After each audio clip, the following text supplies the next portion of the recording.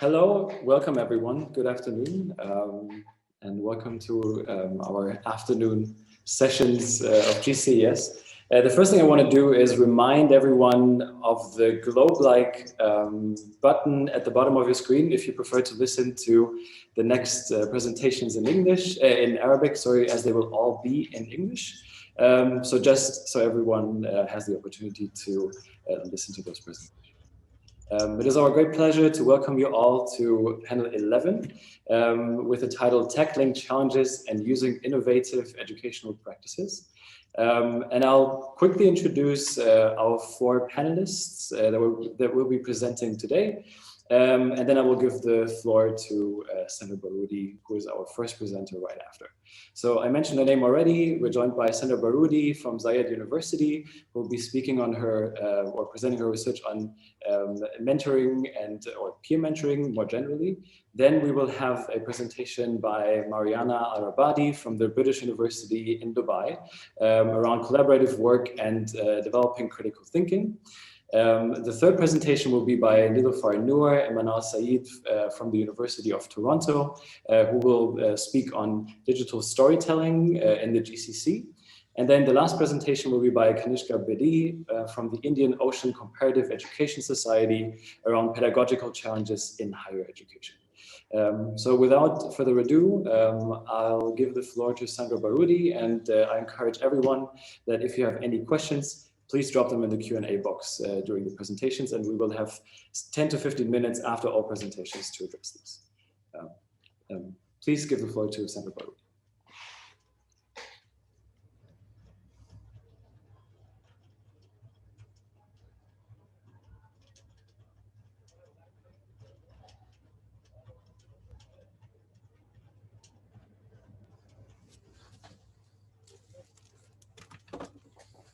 Today's session, I will be sharing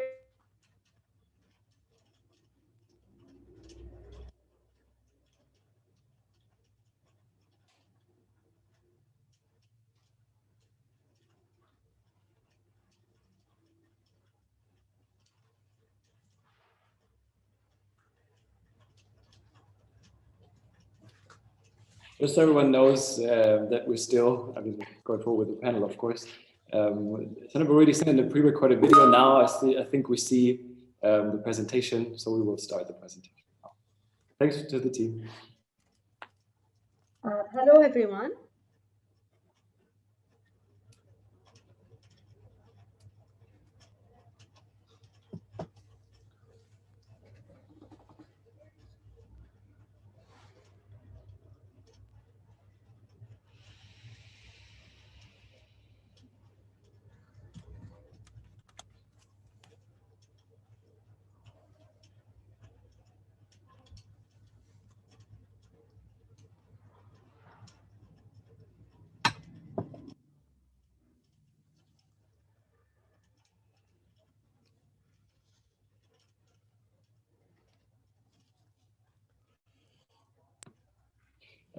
Maryana, I was just thinking, if the video shouldn't play, let's try it one more time. And otherwise, would you also be willing to start just in case? Now it looks like it's working. So let's try it once again, but just as a heads up, maybe you could go ahead. A study, and it's mainly regarding the examination of the peer mentoring on developing mentors' leadership skills and practices.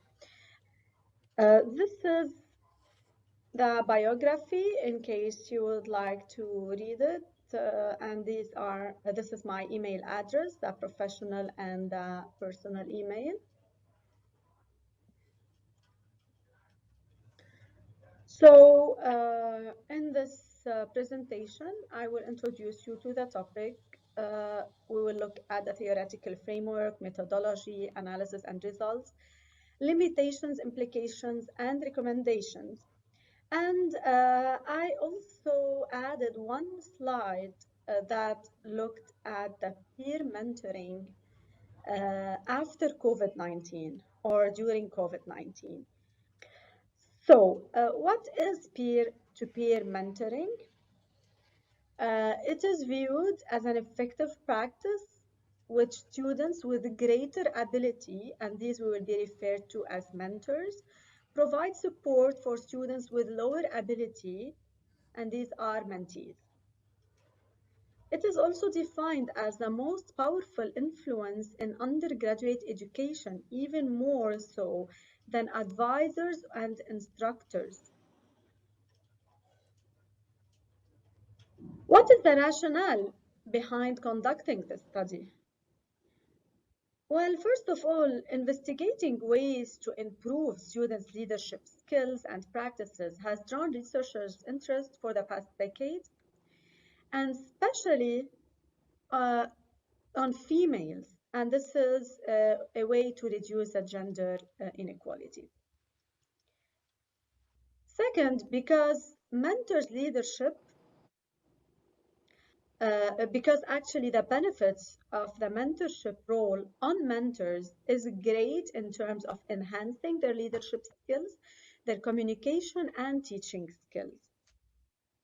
As I also said in the beginning of this presentation that in a previous study,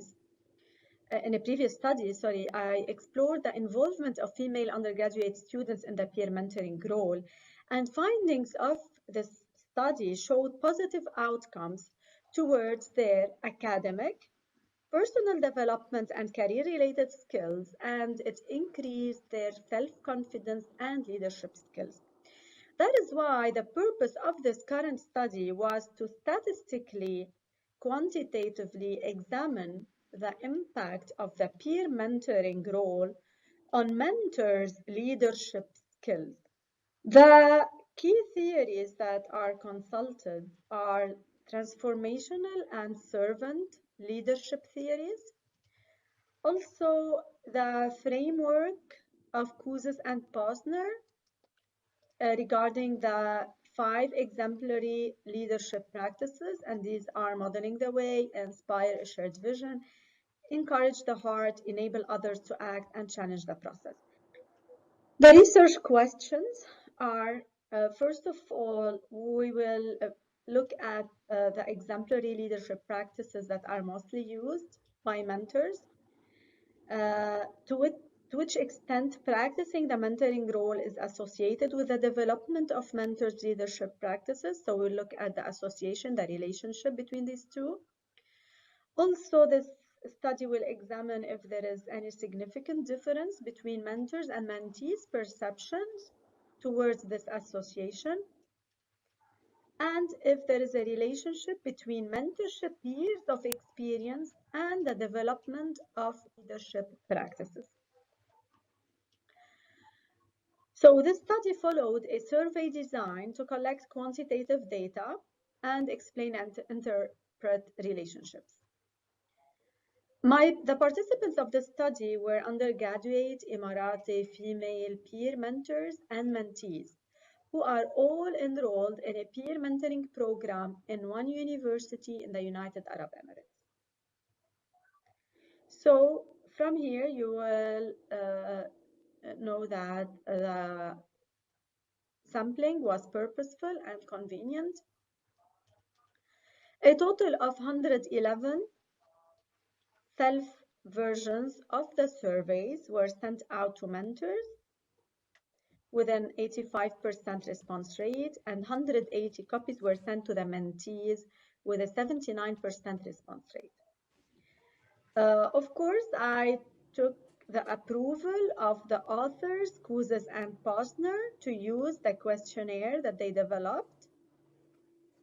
This questionnaire was validated previously on a population of 78,000 students across a variety of individual differences. So it was proved to be valid and reliable, with internal reliability about 0.70 and above. The data was analyzed based on a 5-Likert scale using SPSS. Descriptive statistics and parametric statistics were computed. Linear regression analysis was also computed to measure the strength of association between the subscale and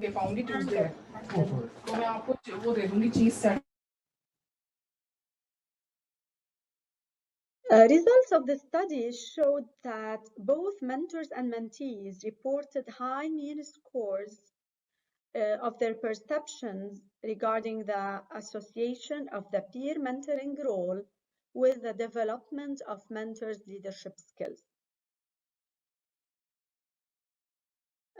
Mentors and mentees who were in the peer mentoring program for more than 3 semesters had higher scores comparing with the ones with less experience. Also, results of the study showed that enacting the mentoring role developed these 5 exemplary leadership practices that are identified by Kouzes and Posner. Pearson correlation coefficient results revealed that the strongest correlations in mentors' responses was encourage the heart and model the way. As for the mentees, the strongest correlation was enable others to act and encourage the heart. It is also noticeable that the challenge the process, which is a subscale of these leadership practices, had the lowest scores among the 5 subscales and weak correlations. And if you really think of this, looking at the participants and their background, and specifically their educational background, they all come from an educational sector where they have very limited opportunities to take control of their own learning. They come basically from a teacher-centered classroom, and they have limited even opportunities to take risks. So they aren't bold, they don't want to take risks, they don't want to be involved in a new initiative. They don't want to challenge the process, to suggest new ideas, to change things in the process, because they're not used to do so. Even looking at inspire a shared vision, this one was not correlated with mentees' perceptions on the impact that the peer mentoring had on leadership skills development. This means that the mentoring role did not offer a platform for mentors to express and communicate clearly their vision to others. So the mentors were not able to encourage mentees to work towards common future goals, to demonstrate a positive image of these goals, or to discuss with them the university's values.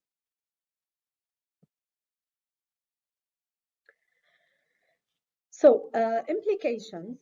Based on the findings of the study, it is recommended for universities to implement this peer mentoring program due to the benefit that these have on developing the leadership skills in mentors. These programs will offer a variety of training opportunities to develop the leadership skills for mentors, and these are really needed for their future employment. Also, for faculty, findings of the study recommend for faculty to offer a variety of peer mentoring experiences in their class, and for curriculum developers in undergraduate programs to create curricula containing an array of peer teaching or peer mentoring experiences. As for the limitations of the study, this type of sampling, yes, it generated more in-depth and rich information, but it limited the chance for participants to equally participate in the study. So it actually limited the generalizability of the results.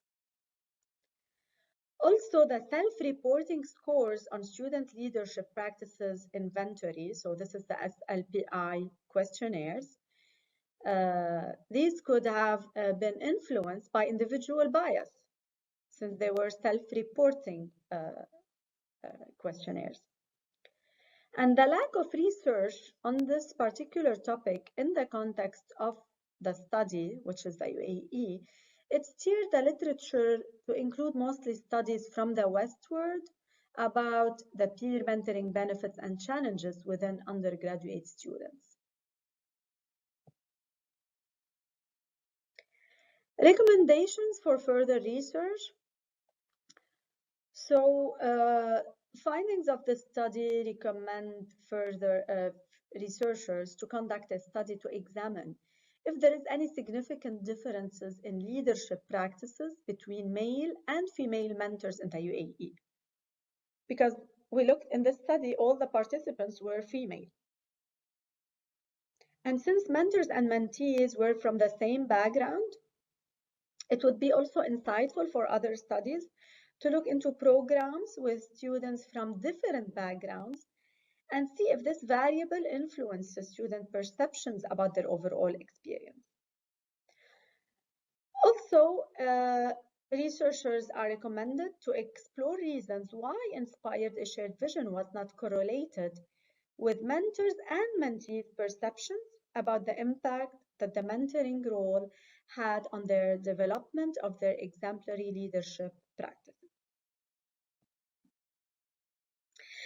Now, as I promised in the beginning, to highlight the changes that happened in the peer mentoring center or program during or after during COVID-19, I have interviewed the manager of the program where he shared the successes of the program even during COVID-19. But the interesting slide is this one, which shows the challenges of the peer mentoring program in terms of the recruitment process,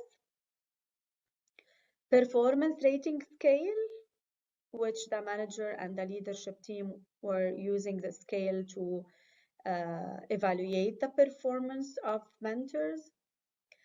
Also, the number of tutoring or mentoring sessions that was reduced. So before COVID-19, the number of mentoring sessions reached up to 4,000 sessions. But during COVID-19, it decreased to 3,000 sessions because now it is no longer face-to-face, it is online. And because mostly students who enroll to or who volunteer to be mentors in this program, they do so because they want to really participate in or to have access to opportunities to develop their leadership skills, their social skills, their communication skills, to build relationships, to have more to build friendship with others.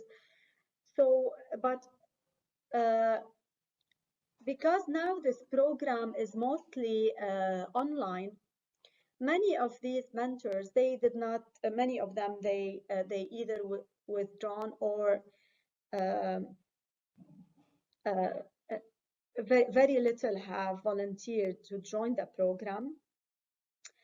And this is because that, as I said, these students, because of the online platform, they are missing out on social life, relationships, the physical aspect, not being involved in events. So, for instance, the external events, it decreased from 20 per semester to 3 only. So overall, this mentoring program is regressing and it will suffer severe damages if the virtual form continues. This will let us also think of the impact that of all of this on students' academic, personal, career-related skills, and most of all, leadership skills.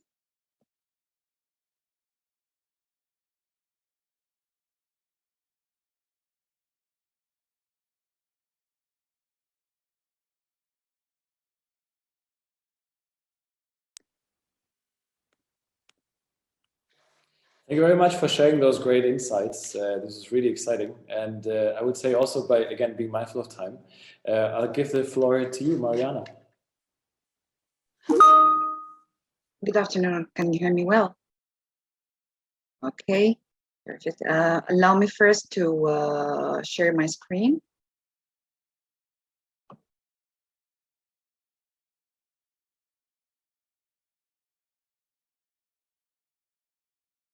Okay.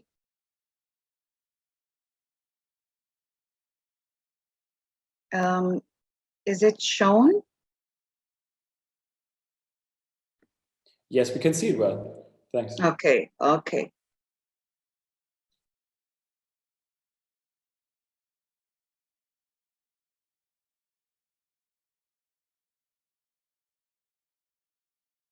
Okay, good afternoon, everyone. In my presentation, I'll be talking about my study that I have conducted through my learning journey in the British University in Dubai, which is the impact of collaborative works on developing critical thinking skills. A study among high school students in 2 private schools in Abu Dhabi. In this study, will be talking about the purpose and the objective of it, the research questions, the background, motivation, rationale, and the significance of it, the conceptual analysis, theoretical framework, research approach, the context, the site, population, samples, instruments, data collection instruments, ethical consideration, and my role as a researcher, the key findings, key implications and recommendations, limitations and scope of future studies.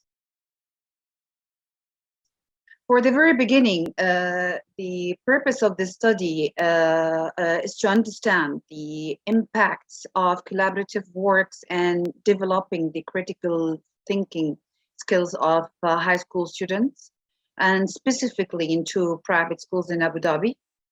The main objectives is to understand the ways collaborative learning develops the critical thinking skills, and how it develops students' critical thinking through collaborative learning, shaping teaching methods by setting the objectives and instructions that would develop the critical thinking skills, promoting shared responsibility within students and teachers by developing effective communication skills, and finally, convert collaborative learning activities into tools to enhance students' critical thinking skills. The main research question was, what are the impacts of collaborative learning in developing critical thinking among high school students in Abu Dhabi?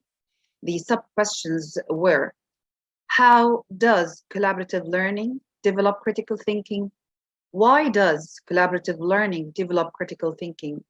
What is critical thinking from the point of view of high school students and teachers? And how is collaborative learning helping high school students to develop critical thinking? And finally, what are teachers' perspectives on collaborative learning and developing critical thinking among high school students? The motivation was because of the National Agenda of Education 2021 in the UAE that focuses on providing the first-rate education system that will need a complete transformation from the current educational system to a new system that equip all schools and universities with smart systems and devices for all teaching plans, projects, and research. So by the time the students start their new learning experiences, they need to adapt learning processes that take different forms, such as adapting higher educational learning system, getting to know their peers, and involving in higher order thinking skills. The rationale behind this study, critical thinking skills are essential factors for all aspects of life, and they can be engraved in the learner at any point of the educational hierarchy. Critical thinking skills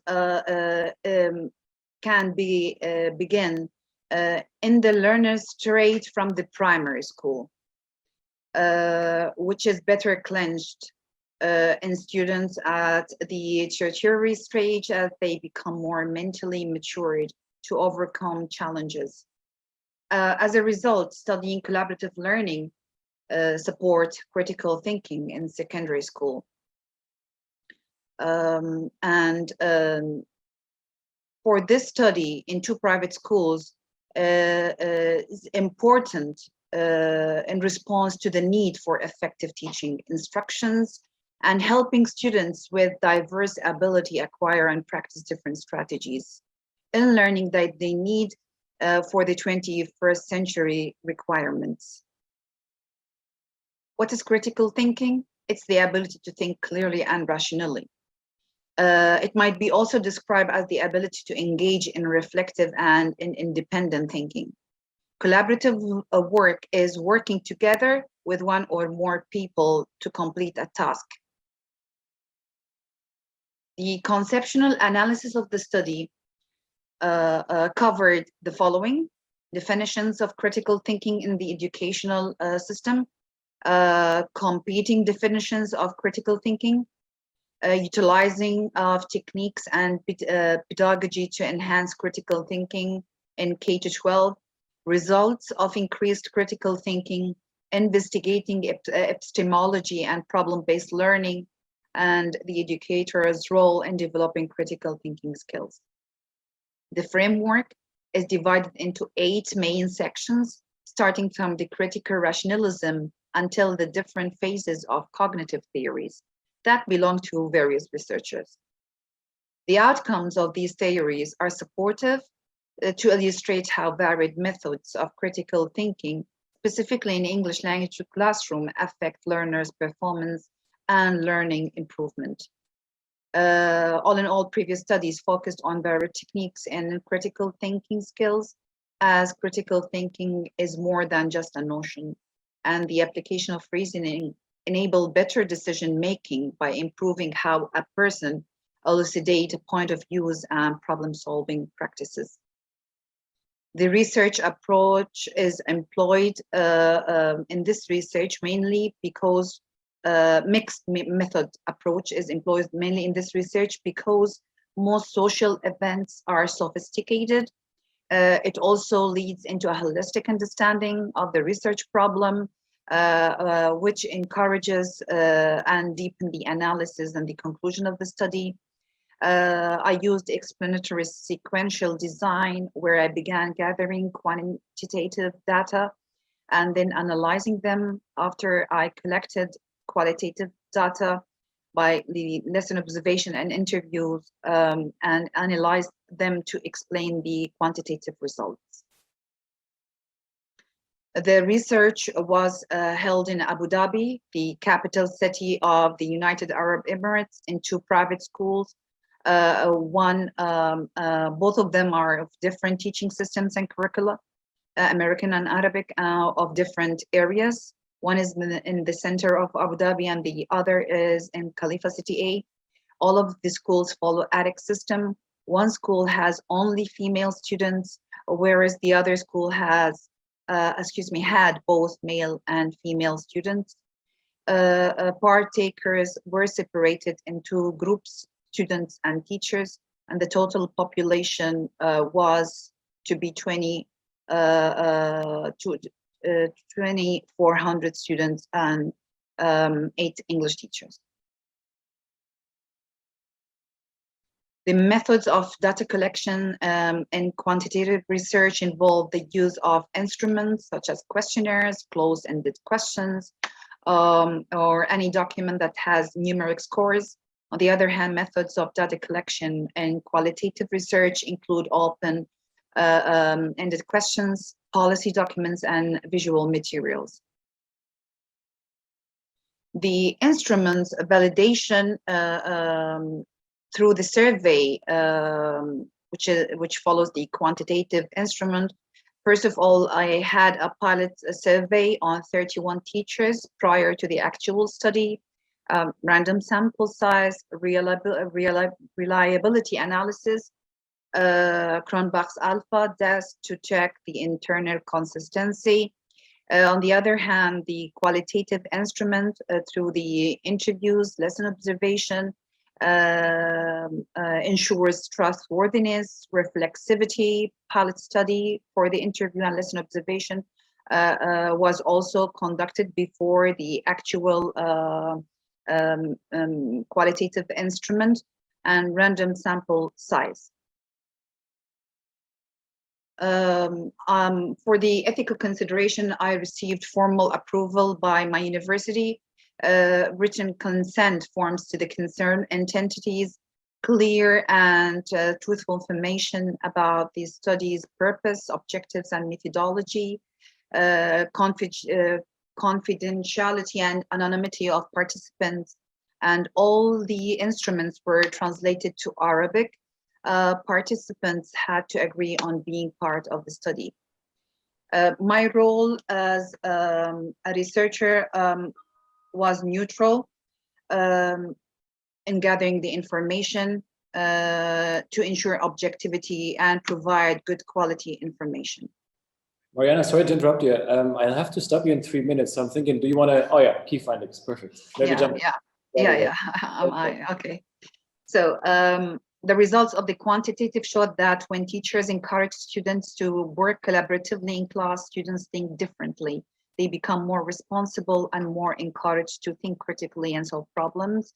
Also, students would learn new ideas, solve problems faster, feel better, desire to learn, prefer working collaboratively, and get their communication skills improved and become more responsible. And when teachers encourage students to be independent and creative, students would think critically and become more creative as they learn and grow from other differences. The key implications, the current study did not focus on specific skills rather than on critical thinking. As a comprehensive intellectual skill, the study could be repeated with a focus on specific skills such as reading, writing, listening, and speaking. Testing the impact of collaborative learning on student critical thinking development in the UAE schools would be of a significant role as well. And further research to study the effectiveness of collaborative learning implementation could be added to the literature. Finally, to offer a better understanding of the impact of collaborative works on the development of critical thinking, among high school students in Abu Dhabi in specific and in the UAE in general, more research should be done at the early stages of the students' lives, examining their childhood experiences and early experiences of collaborative learning involvement. Thank you. Thank you so much, Maryana. That was a very interesting presentation, and even you finished before time after the reminder. Thanks so much for being okay. So I would say let's jump right to the next presentation by Nilofar and Manaal from University of Toronto. We look forward to that.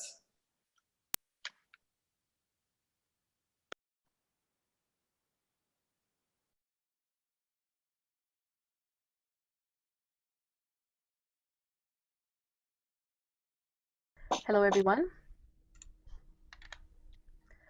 To start off our presentation, we wanted to share the broader context within which we situate our work. One of comparative education's continuing priorities will be to create learning spaces that adopt multimodal educational approaches and consider learners' identity and individual needs for the purposes of educational reforms that build on the past. Increased people and knowledge flows in the global versus the global context will require diverse learning perspectives and alternative ways of knowing. Importantly, there is a growing trend in comparative educators and in many Gulf contexts about preparing learners for global knowledges and a consciousness to become global citizens. So these contextual considerations form the basis of our presentation, which explores one innovative and increasingly popular educational activity called digital storytelling and its use with learners in today's global realities. Using a spatial theory lens, our objective for this presentation is to engage in a comparative analysis of how digital storytelling educational spaces may be developed in two distinct settings, formal and non-formal settings, to foster learning and informing educators working in this area. So before getting into the deeper elements on our work, we wanted to clarify some key terms we are using throughout our presentation. The first is the difference between formal and non-formal educational settings. Formal educational settings are institution-based settings using a structured curriculum, like a school or a university. They are typically designed around chronological age-based trajectories and rely on formal assessment criteria. In Canada, for example, they can take the shape of English language and literacy classrooms, or school-based counseling or supplementary activities. Non-formal educational settings, on the other hand, operate outside of the formal school system, so places like community organizations, nonprofits, and grassroots groups. These are short-term, typically voluntary, and non-credential based programs or initiatives. And also, to clarify what digital storytelling is, it's an activity-based educational tool which can be seen as the technological version of the traditional form of storytelling. Learners ultimately create a short movie clip using audio, video, and photographs to showcase a personal story or an experience. Static or moving images are displayed with a voice-over narration explaining the story and significance of the images. This is an activity that facilitates basic reading, writing, listening comprehension skills, and literacy building in various areas, such as basic technology, new media, creative writing, and digital ethics. In terms of our modes of inquiry, we were inspired by Henri Lefebvre and his spatial theory framework, through which we explored how formal and non-formal digital storytelling spaces may be constructed by its learner participants. We relied on secondary data analysis, in which we engaged in a close reading of studies, which provided detailed analyses about the development, implementation, and outcomes of digital storytelling projects in formal and non-formal settings. We also scanned literature focused on the Gulf context. So for example, learners, teachers, and or educational contexts that were situated in the GCC countries. So the Lefebvian approach to spatial triad analysis involves the selection and analysis of multiple types of data to uncover the conceived, the perceived, and the lived spaces of any educational setting. We only focus on analyzing each digital storytelling project's conceived and lived spatial production for illustration purposes. So to give you a quick sense of how Lefebvre defines these terms, a conceived space is the intended or the imagined space as produced by the educators themselves. In contrast, a lived space is the experienced, the felt, the negotiated, and or the countered or resisted space as produced by learners. And so to give you a quick synopsis of the literature and what we're finding, our findings from the case studies and a review of secondary data sources indicates two core themes. The first one is that formal and non-formal settings are distinct conceived and lived spaces. In formal digital storytelling projects that we reviewed through the literature, these were conceived by educators through predefined goals and curriculum, which needed to be aligned with the institution's own priorities. Despite difficulties in assigning quantifiable academic standards and competencies to the digital storytelling framework itself. Digital storytelling projects conceive themselves as one that was prioritized by core academic skills as opposed to creative and self-expressive ones. In formal settings, participants see a digital storytelling project space and as one that is to be actively negotiated and resisted. For instance, in one study, we found that the author was recounting instances when participants actually wrestled with the rigid features of the available digital software and technology and spent a significant amount of time in making decisions about which media and content to include in their digital stories. Similarly, participants exercised extraordinary enthusiasm, extra labor, and determination to repeatedly revise their content. They also used image-based media to communicate their thoughts, to negotiate and resist the curriculum's difficult grammar and pronunciation benchmarks. Instances like this reveal the micro-level lived strategies that learners may adopt to create alternative digital lived spaces that often overcome the often frustrating confines of curriculum standards and expectations. In informal digital storytelling projects, educators conceive the educational space as one that should be responsive to learners' social realities, so their personal, professional, social, family contexts, and also their hopes, dreams, aspirations, and their everyday challenges. In contrast to how they imagine formal digital storytelling spaces, in non-formal settings, learners produce the digital storytelling space as deeply embedded and reflective of their lived worlds. In these types of spaces, the digital storytelling space is produced and lived by participants as a hybrid one, which actually combines the experientials of the physical and the virtual space. In this space, participants' social relations, learnings, identities are multi-layered, and they transcend time and space.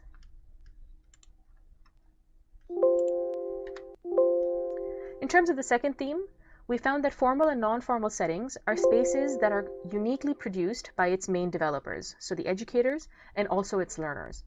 In both settings, effective educator roles were those that focused more on fostering collaboration between learners so that there is a collective community that's being made. Educator roles were more backgrounded, they were more facilitative, they were more supportive, and more guidance-based.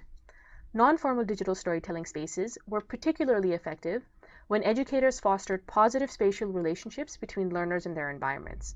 Some of the strategies which facilitated this were articulating the digital storytelling space as a journey of self-discovery and learning in students. It was one that was relying on an organic and flexible curriculum format. It was using non-prescribed goals. It was adopting a person-centered and a student-centered approach. It was arranging a collaborative story circle format. And it was educators who were maintaining a mentoring and a welcoming posture and assuring a commitment to safety and trust building. These planning approaches were the material strategies which helped to regulate the positive spatial relations between learners and their environments. This was especially important because in both settings, participants were taking on an active role to transform the digital storytelling learning space into a vibrant one, where they were at the center of the learning. For instance, in some of the literature, participants have been shown to use the digital storytelling space to share stories, express their own values, talents, and aspirations, and build trusting relationships with peers through a collaborative process of digital story creations. Some of the projects that we reviewed noted how each participant created a distinctly personal and intimate digital story to humanize themselves and share intimate aspects about themselves which a formal curriculum may not facilitate or be able to capture. So we see that in many ways, participants are really bridging their global and their local identities and their visions, and are learning through the digital stories. They're focusing on content creation, creativity, and self-expression.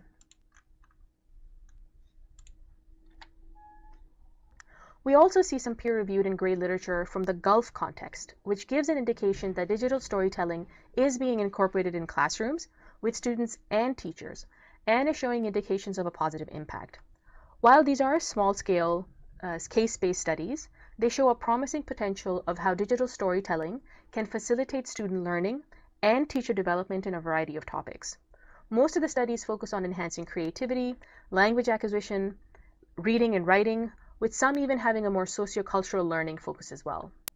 So to go over some of the studies that we found, for example, in one of the studies, Nassim in 2018, their study of digital storytelling in English language learning classrooms in the Arab Open University in Oman found that students felt that creating a digital story enhanced their involvement in the learning process and also improved their reading, writing, and creative skills. The digital storytelling activity also facilitated the students to develop skills in story building and organizing, cooperating, and collaborating. Al-Khalili's 2018 case study dissertation examined the effects of a collaborative-based digital storytelling format and its effect on classroom creativity in the Omani English as a foreign language classroom. The main finding of this case study was that digital storytelling videos have a positive impact on the product, on the group process, and the generation of creativity, and also on the collective classroom creativity as well. Al-Khatib's 2019 study with female Saudi Arabian English as a foreign language learners was to determine the benefits and challenges that were facing these learners who were engaged in creating socially oriented digital storytelling tasks. They found that learners' academic and digital stories improved along with their academic writing skills and their abilities to tell stories.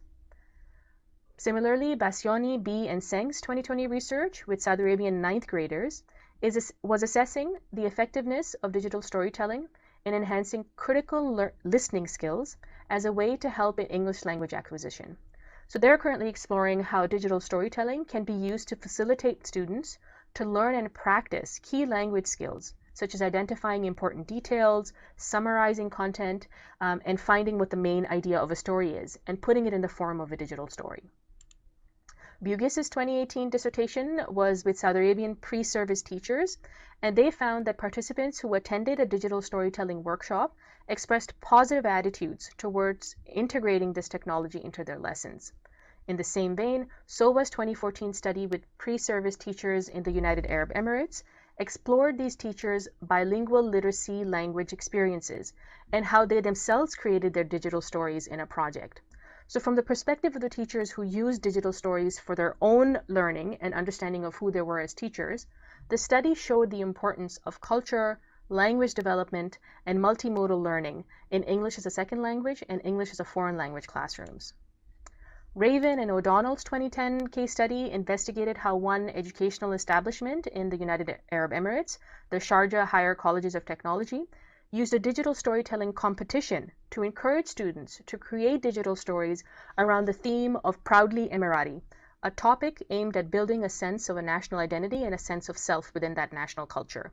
Their focus group interviews with participants found strong support for the competition and its impact on actually helping students express feelings of national pride and identity.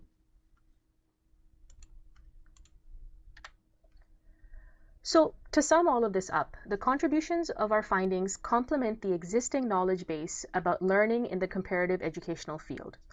Our analysis raises new areas of comparative inquiry, which wrangle with how to develop creative digital educational approaches which consider learners' lives across time and space in a hyper-globalized world. We use this analysis as the basis to argue for the importance of not only formal but non-formal educational spaces in supporting creative and multimodal technological activities. Non-formal settings in particular can facilitate the comparative educational field to promote social change by reading the global, understanding transitologies, comprehending the collective, and analyzing pedagogies. According to Larson and Beach, who are comparative educators, future comparative educational research requires analyzing how global realities are manifested in local spaces and in local learners. In this situation, non-formal spaces appear to be a useful entry point to explore this recommendation. And in this kind of a space, the digital storytelling project can be a space that allows learners to connect with local conditions and also think of their global implications. And to sum this up, in terms of the implications for the Gulf educational context, we see that there have been significant investments in education, which is really seen as a gateway to economic and social development.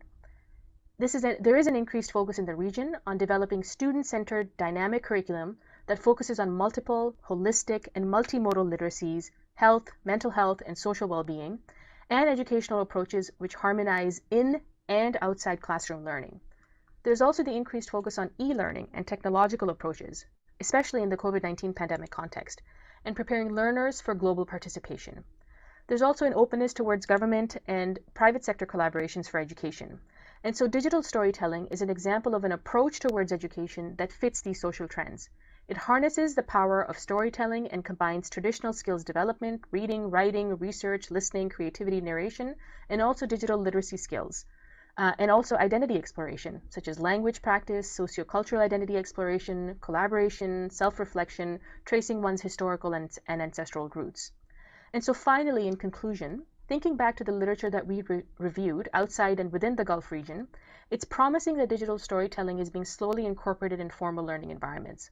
As a suggestion for the future, we propose that non-formal learning spaces outside of the classroom, so perhaps local community spaces that focus on recreation, activities, hobbies, arts, and culture, comprise the untapped potential and opportunity that the educational system could consider utilizing more to introduce such activities for the benefits of its learners. So with that, we'd like to conclude our presentation, and we'd like to thank everyone for listening.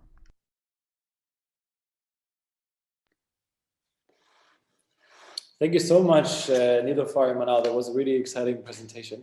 And also maybe just a very short note to our attendees, although we had two pre-recorded presentations now, all panelists are available for the Q&A session. So we encourage everyone to just drop your questions in the Q&A box, and then we will have a chance to discuss them all after the next presentation by Kanishka. And I would give the floor to you directly, again, by being mindful of time.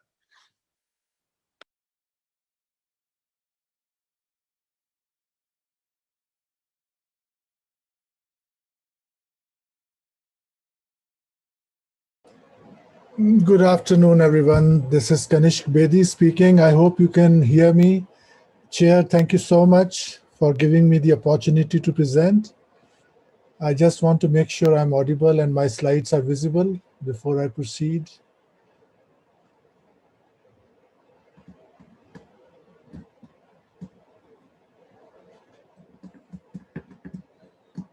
Can you hear me? Anybody? Yes, you can slides, no worries. You could switch to presentation mode maybe, and that would... Okay. Is it all right now? Yes, that is perfect. Thank you so much, Chair, and everyone in this session. My presentation today is about 21st century pedagogical challenges in higher education. And it's a case study of Dubai in the UAE, United Arab Emirates.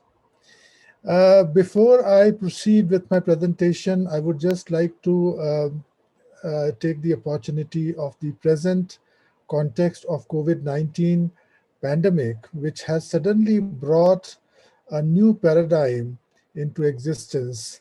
Of course, online learning, e-learning has existed for many decades now.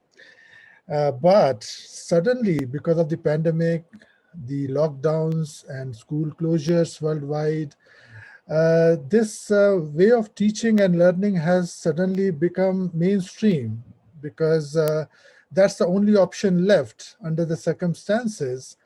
But what I will be talking about today is about an institution in Dubai which has existed in the e-learning space for about 2 decades now. So it was sort of a pioneer of e-learning in the GCC region overall, and of course in UAE. So in this context, what we will be discussing is exactly what challenges are being faced in the pedagogical space. So we will restrict ourselves to only the pedagogical aspects. There's no doubt about how technology use has been promoted in this university as well as other institutions in higher education sector in the GCC and particularly the UAE. There's no dearth of technological resources. So the hardware is available, the internet is available, the usage of internet in the student learning space is fantastic, no problems there. But we will restrict and focus only on the pedagogy aspect, which of course is required in the 21st century, particularly in the current times of the pandemic. So the background, as I explained, is about this institution, which of course has a self-proclaimed mission to be the harbinger of innovation in the GCC. And since it existed for about 2 decades now, and I have been associated with them for more than a decade, teaching, learning, participating in various activities, including the accreditation of certain programs of higher education in this institution. So basically, the thing is that despite this mission, which is of course in line with the overall mission of the government of Dubai and the government of UAE, whereby they want innovation and excellence to happen in every sphere of activity. And that's why you find that wherever you go in Dubai, you will find they try to deploy the best of technology and they try to demonstrate that they can embrace technology for smart everything. So this is a buzzword, and every year they come up with some buzzword which they really advertise everywhere to motivate their people to try to achieve excellence in whatever they do. And of course, when we are talking about a university, an educational institution, of course, we would like to see innovation happening to the hilt in terms of pedagogy as well, apart from embracing technology and using run-of-the-mill kind of e-platforms and just deploying technology to proliferate lecture-based learning, which is, of course, the normal way of brick and mortar teaching and learning, and it has existed for centuries. And there's no doubt that it will continue for maybe another century or so. So we are talking about that parallel activity of innovation in the pedagogical space, which of course, by virtue of having worked in Singapore, in United States of America, in a comparative way, I have to analyze as an academic, what is the ecosystem in the GCC and whether it is comparable to those developed nations or not. So my intention of this study was purely to allow us to think critically exactly what needs to be done in order to overcome the challenges and, of course, to achieve the mission of this institution as well as the leadership of Dubai and UAE. So let's be very clear that I love my institution, I love Dubai, I love GCC, and the intention as an academic, which we, of course, by virtue of training, are encouraged to do, is to find out solutions by analyzing problems critically and dispassionately. So the thing is that we have to really look at the problem and recognize that the problem is there, you know, rather than just ignoring it or saying that we are doing well. And of course, Dubai is comparable to any other best cities in the world, including Singapore or Chicago, or for that matter, San Francisco. But the reality is we must recognize, and that's why we at this institution recognize that basically we are doing lecture-based teaching, as simple as that. So using Zoom or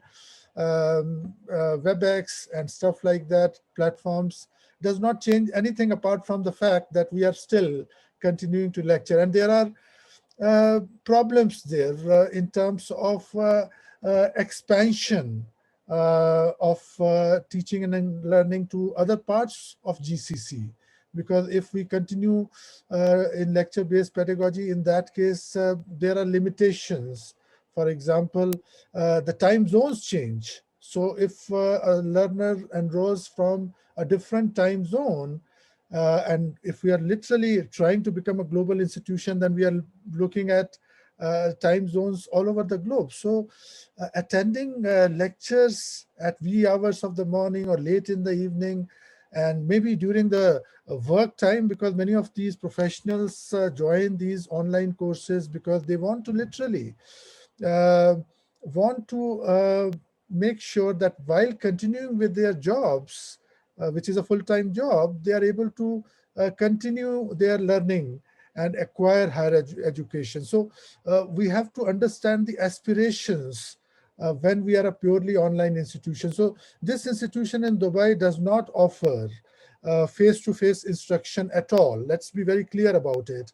And therefore, what we are doing is basically to expand as much as possible in the GCC. So the aspiration is there, but what limits us in doing that is that we are not ready to change our pedagogy to certain online pedagogies, just like we discussed digital storytelling in the previous presentation, or discussion boards, or some collaborative workspaces in which real-time collaboration may not be necessary. And learners, they can collaborate offline, and they enjoy that flexibility of online education. And anyways, in the GCC. Very mindful, sorry to interrupt you, but I'll have to stop you in 5 minutes. So I'm just thinking maybe you want to jump to your findings or further ahead in your presentation. I will move fast here. Thank you so much for reminding. So my research method uses a case study method propounded by Yin and the triangulation of data. So what we did, we had data from 3 sources, which is the students, and then, of course, the faculty and administrators of the university. And the third category of participants in the study were the accreditation agency, which is the higher education scientific research and accreditation agency in Dubai. So the limitation of this study is, of course, the single online institution in Dubai, and there are not many institutions in Dubai or UCC which are purely online. So of course we had to restrict that study in this manner. So the results of this triangulation of data indicate that the criteria used for accrediting universities and institutions is the same as for the conventional brick and mortar institution. They do not recognize that online pedagogy may be a little different from the lecture-based conventional pedagogy used in brick and mortar institutions. And then, of course, despite this being a very unique online institution, the faculty, which is sourced from different conventional institutions, they come with a particular mindset, which is difficult to change. And therefore, we must admit that there's a resistance to change in the academic fraternity and sorority as well. And therefore, that's something we have as academics, we have to take care of. And then, of course, the accreditation itself is required because in order to be recognized in your own country and elsewhere in any other country in the GCC and in the world, you have to get accredited, which means you have to literally bend yourself to the wishes and requirements of accreditation agencies, which is the agency in Dubai. So that is problematic. And the recommendation here is, of course, that the international accreditation agencies, they need to really consider what modern pedagogies have been invented in Australia, in Singapore, in the US, or in the GCC itself, in order to make sure that they allow and in fact encourage change to happen in the pedagogy and to embrace latest research in pedagogy, which has been validated in different parts of the world. And it is expected that perhaps that will happen. But of course, we need more studies with a larger sample size so that we can literally make sure that the aspirations of this institution, as well as the smart initiatives which promote excellence and happiness in everything, whatever is done in Dubai, is achieved by this institution. And of course, the overall educational space in the higher education sector in Dubai. Thank you very much, Chair, and appreciate your patience. Thank you so much, Kanishka. That was an exciting presentation. So we have about 10 minutes left for Q&A before the next panel starts right after. So why don't we jump right in? There is a question for Sandra. I'll just read it out loud, and then Sandra, it would be appreciated if you could react, and the others maybe as well. The question is, what do you think are the implications of developing students' leadership skills, especially among young female Emirati students?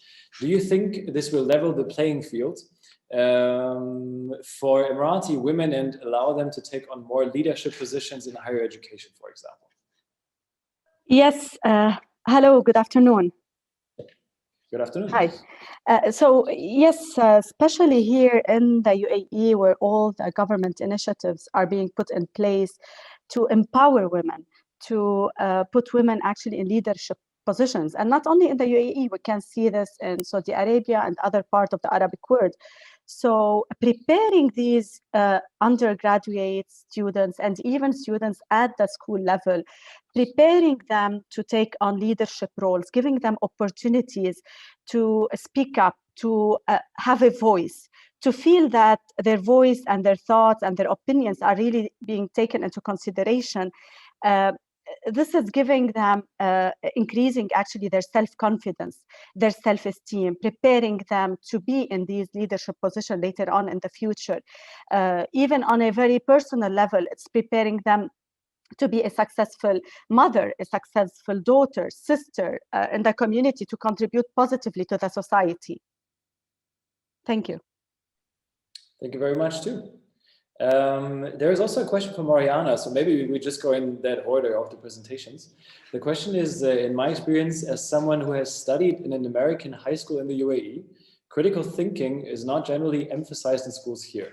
Can you give any tangible examples of what the students were tested on as an example of critical thinking?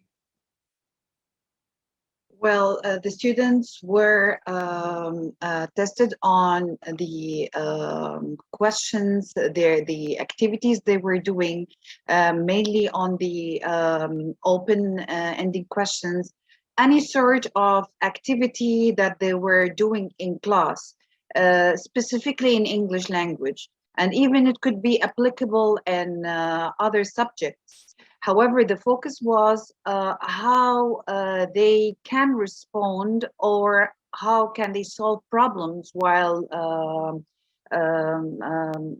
working with their peers. They seem to be more open and more, things are more facilitated while they are working with their peers compared to working alone. And they seem liking it a lot. They prefer working collaboratively instead of working alone. Because as you understand, and a pair of the 21st century education system, working alone seems traditional way of teaching. On the other hand, collaborative work seems a developed teaching method that helps students to follow the 21st, let's say, century requirements. Thanks so much for clarifying. Interesting. And there's also a question for our next presenters, or were the next presenters, Nilofar and Manaal. The question is, would you say that digital storytelling is something that only privileged students in schools and universities have access to? How can we try to bridge the digital divide to include underprivileged students from impoverished backgrounds in a practice such as digital storytelling? Yeah, this is such an important point, and thank you for asking. Equity is extremely important for a tech-heavy activity such as digital storytelling.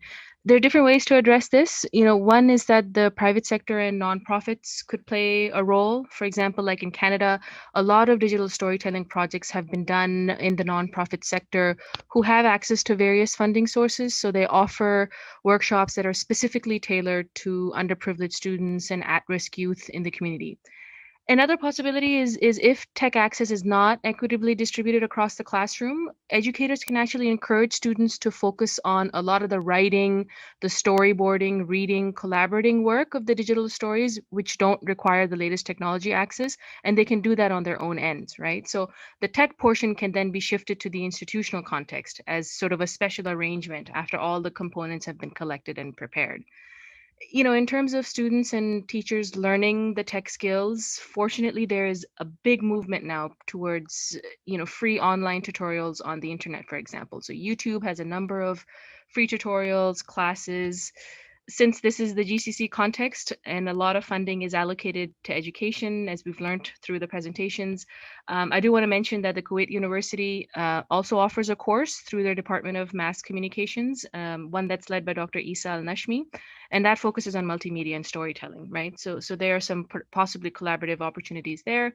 And also a website called storycenter.org, which also provides training programs. So if the training can be centralized, hopefully that can allow students to be able to take part in those kinds of activities. So, thanks for clarifying.